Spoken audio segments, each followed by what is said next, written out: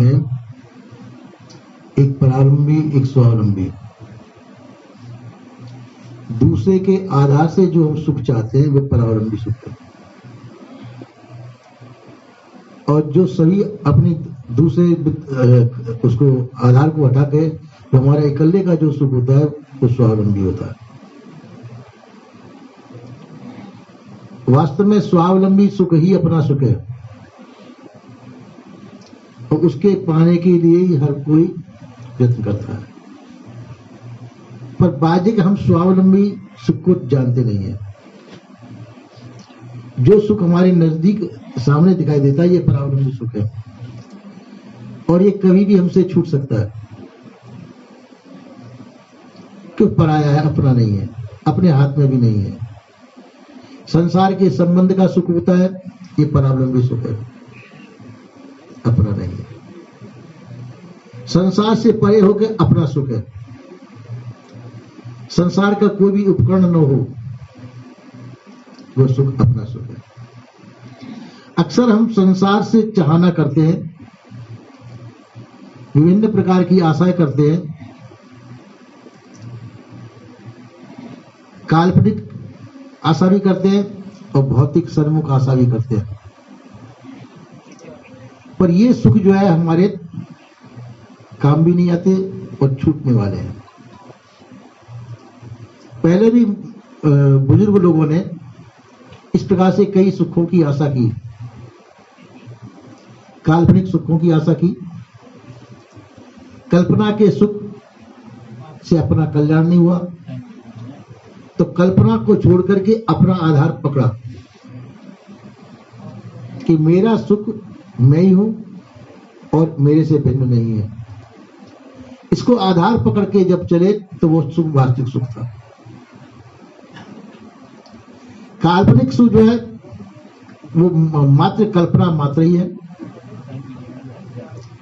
जिसमें अपने से भिन्न देवी देवताओं के संबंध से सुख या अपने संबंधों से भिन्न के द्वारा पाया गया सुख,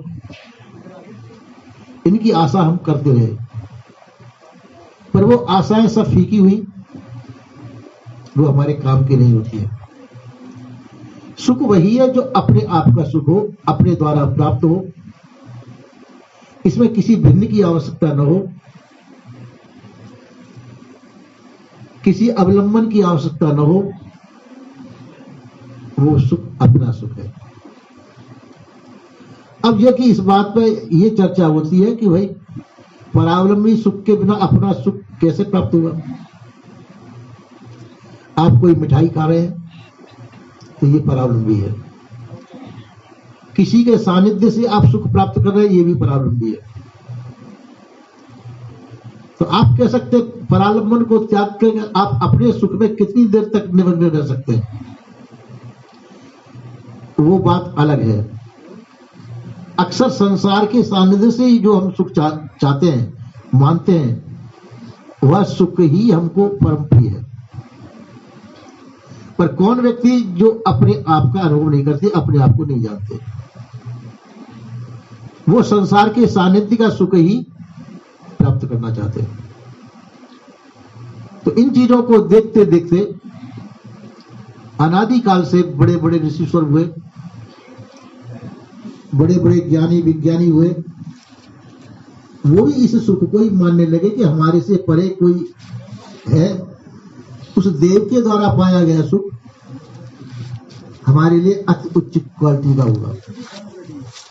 पर वो आशा निराशा हो गई, आपसे परे का सुख आपको प्राप्त नहीं होगा, संसार के द्वारा पाया हुआ सुख आपको प्राप्त नहीं होगा। शरीर को प्राप्त होता है, आपको प्राप्त नहीं होता। हम शरीर को प्राप्त हुए सुख को हम अपना सुख मान लेते हैं, यही धोखा है। इस धोखे को निवारण के लिए ही सत्संग होता है। सत्संग के द्वारा यह निराकरण होता है कि अपना सुख कौन सा है और पराया सुख कौन सा है।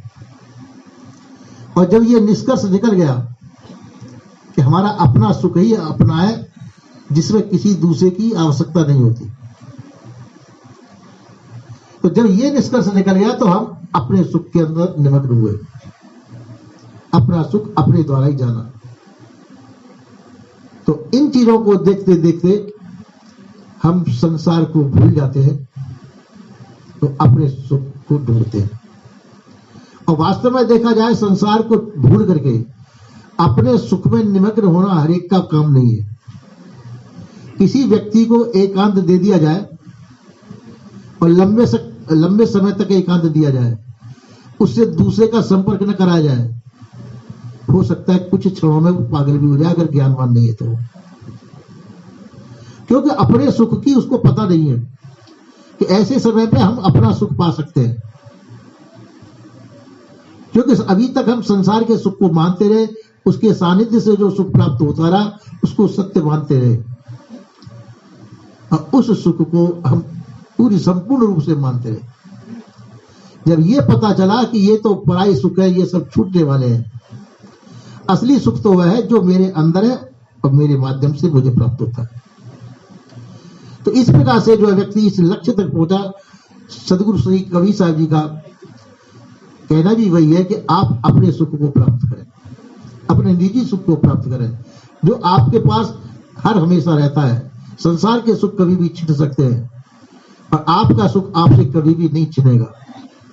उस सुख को ही प्राप्त किया जाए जो हमारे पास कभी भी छूटे नहीं। ऐसा जान करके साधक संसार की आशा छोड़ करके अपने सुख की तरफ बढ़ता है। जब संसार का सुख छोड़ता है तो उस समय संसार से उपरामता होती है, और संसार से उपराम होकर के हम अपनी तरफ बढ़ते हैं। और हर एक साधक उसकी तरफ नहीं बढ़ पाता है, क्योंकि हर एक साधक को संसार प्रिय, वो संसारोन्मुखी सुख को ही चाहता है। कोई व्यक्ति देखेगा कि जो अपने सुख की तरफ बढ़ेगा, अपने सुख की तरफ बढ़ने वाले बहुत कम होते हैं। हम संसार के सुख को ही पाना चाहते हैं और वही हमको प्रिय भी है, इसलिए हमारा परावलंबी जीवन छूटा नहीं। परावलंबी जीवन छूटा नहीं, हमको दूसरे के सानिध्य से पाए गए सुखों के ऊपर ही भरोसा है और उसको ही हम मानते चले आए और उसकी प्राप्त करने के लिए प्रयत्न करते चले आए। इसलिए स्वतंत्रता स्वाधीनता प्राप्त नहीं हुई। सदगुरु श्री कबीर साहब जी ने जो उपदेश दिया, मानसिक और भौतिक दोनों रूप से आप स्वतंत्रता प्राप्त करें, स्वाधीनता प्राप्त करें, जिसका अवलंबन आपसे भिन्न कोई न हो, संसार न हो, संसार का माध्यम न हो। आप अपने सुख के आप ही अवलंबन बने और दूसरे की आशा त्याग दें। तो इस प्रकार से ये सुखों का अनुभव सदगुरु श्री कबीर साहब ने दिया। आप स्वावलंबी बने, अपने सुख को खुद प्राप्त करें और संसार की सुख की आशा न करें, क्योंकि संसार के सुख नाशवान है और नाशवान सुख की आशा करना बुद्धिमानी नहीं मानी जाती। तो ये प्रकाश सदगुरु श्री कबीर साहब ने दिया। तो सदगुरु श्री कबीर साहब के जो अनुयायी जन है, उसी अपने सुख को ही प्राप्त करने की कोशिश करते हैं। मैं कौन हूं और मेरा सुख क्या है।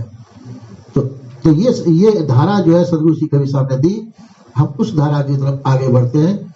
बोलिए श्री सदगुरुदेव की।